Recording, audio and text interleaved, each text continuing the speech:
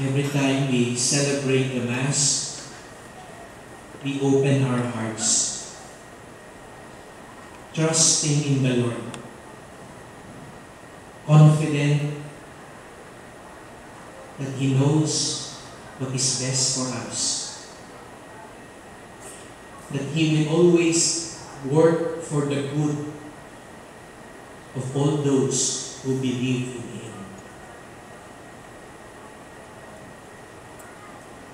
You are indeed holy, O Lord, the fount of all holiness. Make holy, therefore, these gifts, we pray, by sending down your Spirit upon them like the dewfall, so that they may become for us the body and blood of our Lord Jesus Christ.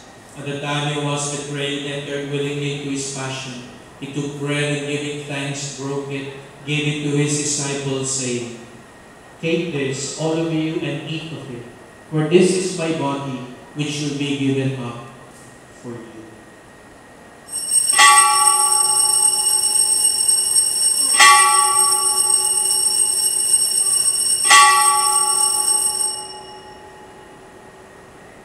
In a similar way, when supper was ended, He took the chalice, and once more giving thanks, gave it to His disciples, saying, "Take this, all of you, and drink from it, for this is the chalice of my blood, the blood of the new and eternal covenant, which will be poured out for you and for many for the forgiveness of sins. Do this in memory of me."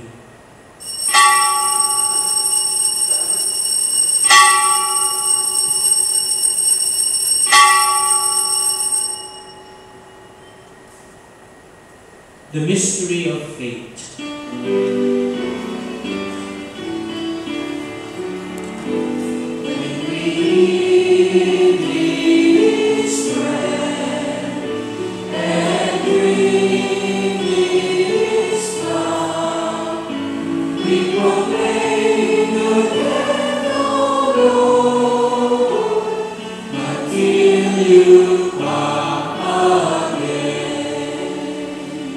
Therefore, as we celebrate the memorial of His death and resurrection, we offer you, Lord, the bread of life, the chalice of salvation, giving thanks that you have held us worthy to be in your presence and minister to you.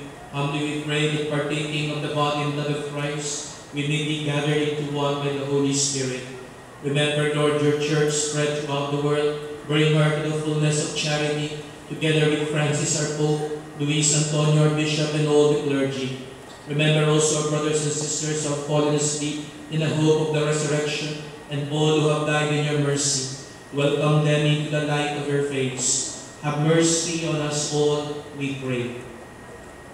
In a special way, let us pray for the persecuted Christians, especially in the Middle East. That in spite of the hardships they face, they may continue to live out and celebrate their faith. We pray for those who are struggling to be good, to be truthful, to be faithful. Those who are tempted to give up the good that they're doing because they feel betrayed. They feel that what they're doing is not commensurate with what they are receiving. Let us pray for one another. Let us help one another trust in the Lord, that He is always with us, that perhaps not according to our expectations, our calculations, but the Lord will always work for our good if we trust in Him.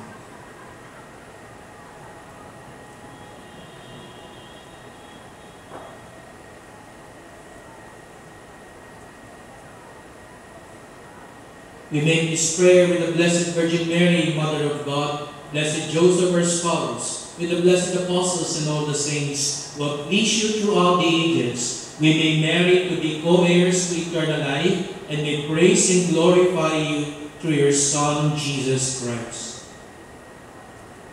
Through him, with him, and in him, O God, Almighty Father, in the unity of the Holy Spirit, all glory and honor is yours, forever and ever.